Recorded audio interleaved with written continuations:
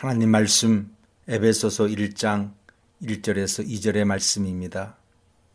하나님의 뜻으로 말미암아 그리스도 예수의 사도된 바울은 에베소에 있는 성도들과 그리스도 예수 안에 있는 신실한 자들에게 편지하노니 하나님 우리 아버지와 주 예수 그리스도로부터 은혜와 평강이 너희에게 있을지어다. 바울은 에베소에 있는 성도들에게 축복의 인사를 합니다. 2절의 말씀, 하나님 우리 아버지와 주 예수 그리스도로 쫓아 은혜와 평강이 너희에게 있을지어다. 어떤 복을 기원하고 있습니까?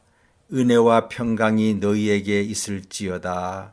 Grace and peace to you. 두 가지 복을 빌었습니다. 하나는 은혜이고 또 하나는 평강이었습니다. 그런데 그 복이 어디에서 온다고요? 하나님 우리 아버지와 주 예수 그리스도로 쫓아. 그렇습니다. 복의 근원은 하나님이십니다. 그리고 또 예수 그리스도이십니다. 이것을 정리하고 믿으시기를 바랍니다. 하나님과 예수님으로부터 오는 복이 진정한 복입니다. 이 사실을 잊지 마십시오. 여러분, 가만히 생각해 보십시오. 참된 복이 무엇인가? 하나님을 우리 아버지라고 부를 수 있는 것, 예수님을 나의 주라고 부를 수 있는 것, 이것이 참 복입니다. 이렇게 고백할 수 있는 것이 참 믿음입니다. 우리에게 이 두 가지가 다 필요합니다. 그러면 은혜란 무엇입니까? 무조건적인 사랑으로 값없이 주어지는 선물, 그것이 바로 구원입니다. 이 구원이 가장 큰 신령한 복입니다. 에베소에 있는 성도들은 무조건적인 사랑으로 하나님의 은혜를 받아 구원받은 하나님의 백성들입니다. 그런데 왜 이런 인사를 하고 있는가? 그것은 간단합니다. 지금 에베소에 있는 교인들 모두가 고난 속에 있습니다. 그들에게 놀라지 않기를 바라는 의미로 이 인사를 드리는 것입니다. 이 인사가 고난 속에 있는 자들에게는 더욱 필요합니다. 지금 우리가 너무나 부족하고 약하고 힘듭니다. 우리를 흔들고 넘어뜨리려고 하는 상황들이 너무 많습니다. 그럴 때마다 우리는 기억할 것이 있습니다. 하나님의 은혜입니다. 목사님, 지금 경제가 어렵습니다. 그런데 그 무조건적인 사랑이 무슨 힘이 됩니까? 차라리 빵 한 조각이 더 힘이 되는 것이 아닙니까? 그 은혜가 무슨 도움이 됩니까? 이렇게 생각하는 분들도 계실 것입니다.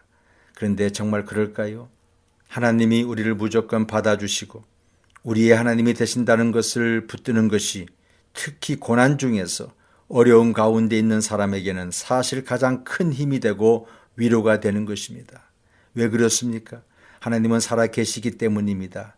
그렇지 않다면 우리의 믿음은 희망사항이고 우리가 하는 인사들은 덕담 수준에 불과합니다. 어려움 속에 있을 때에 보통 이렇게 기도합니다.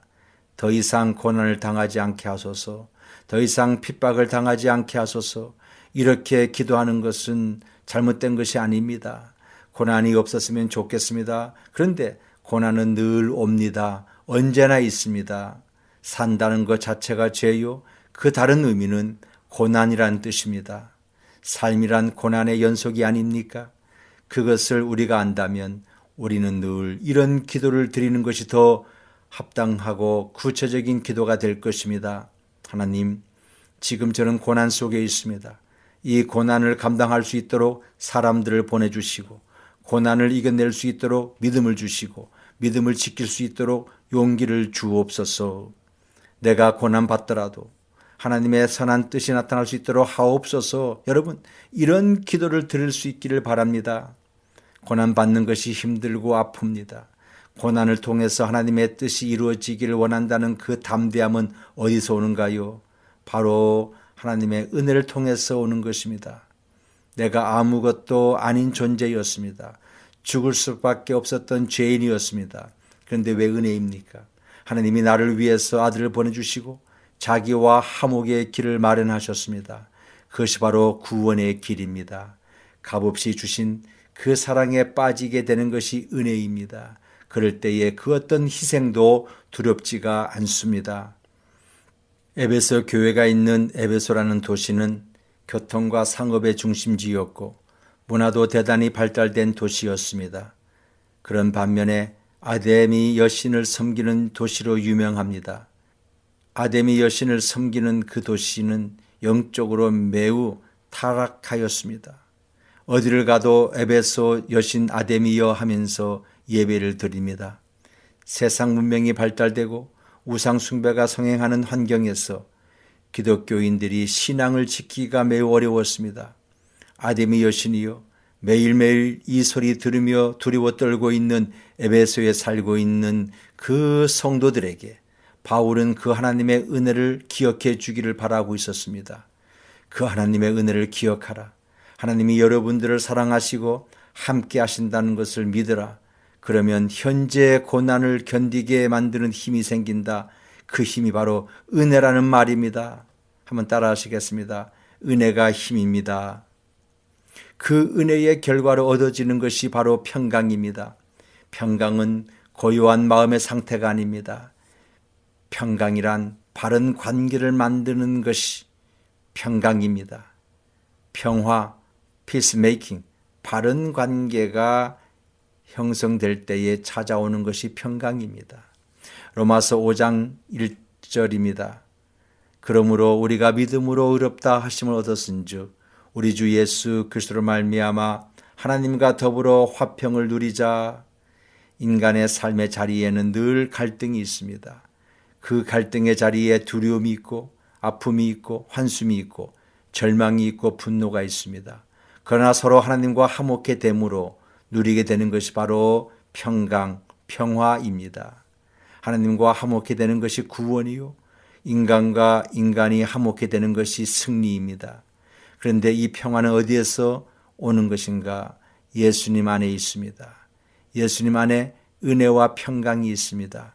그것이 가장 큰 힘이고 가장 위로가 될 수 있습니다. 이런 평강을 누리면 환난 중에도 즐거워한다고 했습니다. 이 점을 깊이 묵상하시기를 바랍니다. 지금 무엇이 문제입니까? 돈입니까? 사람입니까? 직장입니까? 학교입니까? 공부입니까?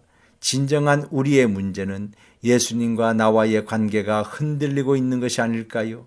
그래서 사람과의 관계도 흔들리고 내 마음도 흔들리는 것이 아닐까요? 에베소 교인들이 환경의 영향으로 흔들리고 있습니다. 그래서 바울이 가장 적절한 인사말, 은혜와 평강이 있을지어다, 이렇게 인사한 것입니다. 예수님이 모든 문제의 해결자이십니다.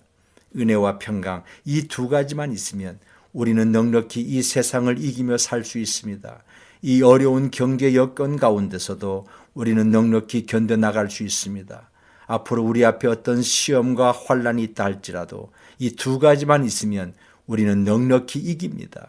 지금 이곳에 살고 있는 우리들도 이런저런 고난 속에 있습니다. 이때 우리는 점검해 봐야 합니다. 우리의 영적 상태를 점검해 봐야 합니다. 영적으로 안전한가요? 여러분들은 은혜와 평강이 있습니까? 하나님과 나와의 관계를 묻고 있는 인사입니다. 기도합시다. 하나님, 은혜와 평강이 있을지어다. 이것이 우리의 인사가 되게 하시고 이 인사가 우리에게 그대로 적용되어져서 하나님과의 관계가 흔들리지 않게 하시고 다른 사람들과의 관계에서 올바른 관계에 평강을 맛보는 저희들 되게 하여 주옵소서. 예수님 이름으로 기도하옵나이다. 아멘.